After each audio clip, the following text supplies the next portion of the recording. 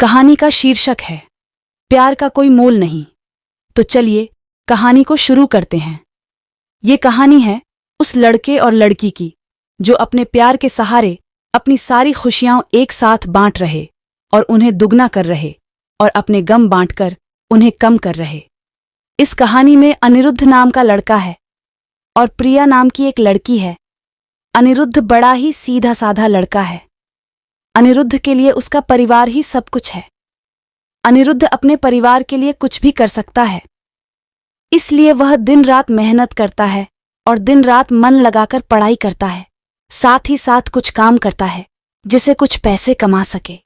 अनिरुद्ध दिन रात इसलिए मेहनत करता है ताकि वह पढ़ लिख कर कुछ कर सके, बड़ा आदमी बन सके और अपने परिवार का नाम रोशन करे। अनिरुद्ध की यही ख्वाहिश थी कि अपने माँ बाप को वह खुशी दे सके जिसके वह हकदार है। अनिरुद्ध इंजीनियरिंग करता है, साथ ही साथ वह पार्ट टाइम जॉब भी करता है। अनिरुद्ध चाहता है कि वह बहुत बड़ा आदमी बने, उसे अपने करियर में सक्सेस मिले ताकि आगे चलकर उससे उसके परिवार को किसी भी तरह की मुसीबत का सामना ना करना पड़े। अनिरुद्ध रोज की तरह अपने ऑफिस जा रहा रहता है। वहां आज उसके ऑफिस में एक प्रिया नाम की लड़की ने न्यू ज्वाइनिंग की होती है। प्रिया को देखते ही अनिरुद्ध को उससे प्यार हो जाता है, पहली नजर वाला प्यार। प्रिया भी अनिरुद्ध की तरह ही सीधी सादी लड़की होती है जिसके लिए उसका परिवार और उसका फ्यूचर ही सब कुछ है। वह अपने माँ बाप का हाथ बटाने के लिए पढ़ाई के साथ साथ पार्ट टाइम जॉब भी करती है। प्रिया लेकिन अनिरुद्ध से थोड़ी सी अलग है। अनिरुद्ध अपने माँ बाप के कहने पर चलता है, जैसा वह कहते हैं वह वैसे ही करता है। लेकिन प्रिया अपने सपनों को जीना चाहती है, वह अपने सपने पूरे करना चाहती है। उसका जो दिल चाहता है वह वही करती है। उसने कभी दुनिया की फिक्र नहीं की, लेकिन उसके परिवार की पुरानी सोच उसके सपनों के आड़े आ गई। इसीलिए प्रिया अपने सपने अब तक जी नहीं पा रही थी। पर उसके मन में अभी आशा जगी हुई थी। उसका भगवान में भी काफी विश्वास था। उसे यकीन था कि एक न एक दिन उसके सपने जरूर पूरे होंगे। जब अनिरुद्ध और प्रिया की पहली मुलाकात हुई, अनिरुद्ध उसे अपना दिल दे बैठा। उस दिन से दोनों में दोस्ती हो गई। प्रिया को अनिरुद्ध का स्वभाव अच्छा लगने लगा। अनिरुद्ध हर वक्त उससे बात करता, उसका छोटी छोटी चीजों में मदद करता, हर वक्त उसका ख्याल रखना, हमेशा उसे पूछना कि उसने खाना खाया कि नहीं। धीरे धीरे प्रिया भी अनिरुद्ध को पसंद करने लगी थी। फिर एक दिन अनिरुद्ध ने प्रिया से अपने प्यार का इजहार किया और प्रिया ने भी हाँ कह दी, क्योंकि प्रिया को भी प्यार चाहिए था। वह हमेशा अकेली थी। अंदर से उसे कभी इतना प्यार नहीं मिला किसी से, और ना ही किसी ने कभी उसकी परवाह की। अनिरुद्ध का ऐसा स्वभाव प्यार भरा और परवाह करने वाला देखकर प्रिया ने उसके प्यार को कबूल किया और अपने प्यार का भी इजहार किया। इसी तरह दोनों एक साथ घूमते मिलते, एक दूसरे से बातें करते और अपने प्यार के खुशियों के पल समेटते रहे। प्यार में मीठी तकरार तो होती है। इनके बीच की तकरार हुई, पर इन्होंने एक दूसरे को समझा, एक दूसरे को संभाला और हमेशा एक दूसरे का साथ दिया। अनिरुद्ध और प्रिया दोनों एक साथ कॉलेज जाते हैं, एक साथ काम पर जाते, जहां जाते हैं हमेशा एक दूसरे के साथ रहते। इसी तरह खट्टी मीठी यादों के साथ दोनों ने एक साथ 4 साल गुजारे। साथ ही साथ अनिरुद्ध इंजीनियर बन गया, जिसकी काफी अच्छी नौकरी है, और प्रिया भी एक राइटर बन गई। साथ ही साथ वह अच्छा गाना भी गाती है। अनिरुद्ध ने उसका सपना भी पूरा करने में मदद की, गाना गाने का और अपनी आवाज को लोगों तक पहुंचाने का।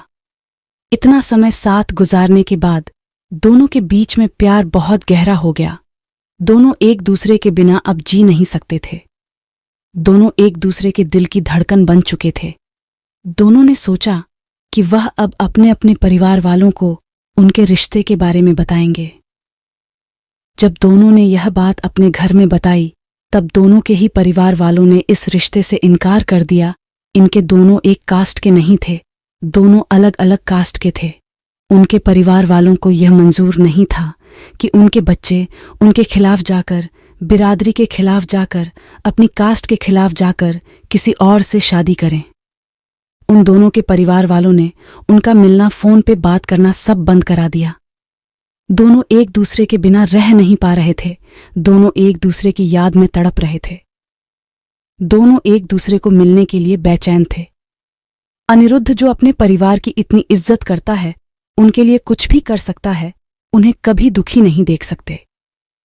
अपने परिवार की खातिर उसने प्रिया को भूलने का फैसला कर लिया। प्रिया को अपने प्यार और भगवान पे पूरा भरोसा। उससे यकीन था कि वह एक न एक दिन जरूर अनिरुद्ध के साथ होगी। इसलिए उसने कभी हिम्मत नहीं हारी। उसने बहुत कुछ किया। अनिरुद्ध को पाने के लिए रोज सुबह शाम वो भगवान से प्रार्थना करती। रोज अपने माँ बाप से कहती कि उसने कभी भी उनकी कोई बात नहीं टाली। किसी चीज के लिए उसने ना नहीं कहा। बस अपनी जिंदगी का फैसला वो खुद करना चाहती थी, क्योंकि वो जानती थी कि उसकी खुशी अनिरुद्ध के साथ है। प्रिया अकेले ही अपने प्यार के लिए लड़ी, उम्मीद कायम रखी, भगवान पे भरोसा रखा और एक दिन उसके परिवार वाले मान गए। काफी कुछ प्रिया ने सहा, काफी गिले शिकवे हुए, नाराजगी हुई, लेकिन आखिर में सच्चे प्यार की जीत हुई। किसी तरह अनिरुद्ध को भी प्रिया ने मान लिया। उन दोनों के प्यार के वास्ते और उनके साथ को देखकर उनके परिवार वाले राजी हो गए इस रिश्ते के लिए। दोनों अलग कास्ट के होने के वजह से दोनों के परिवारों को समाज का डर था कि लोग क्या कहेंगे, लेकिन अनिरुद्ध और प्रिया को किसी चीज की परवाह नहीं थी। दोनों ये बात अब समझ चुके थे कि उनके प्यार के सामने कोई चीज बड़ी नहीं। वो अपने प्यार के सहारे कोई भी लड़ाई लड़ सकते हैं और जीत सकते हैं। आज के ज़माने में कुछ लोग ऐसे भी हैं जो अब भी जात पात ऊंच नीच को मानते हैं, पर इस कहानी से हमें यही सीखने मिलता है कि प्यार की कोई जात नहीं होती, प्यार का कोई धर्म नहीं होता। प्यार तो प्यार होता है जिसके सहारे जिंदगी खुशी से जी सकते हैं। ऐसे ही वीडियो के माध्यम से कहानी जानने के लिए चैनल को सब्सक्राइब कर दीजिएगा। मिलते हैं और एक नई कहानी को लेकर, तब तक के लिए धन्यवाद।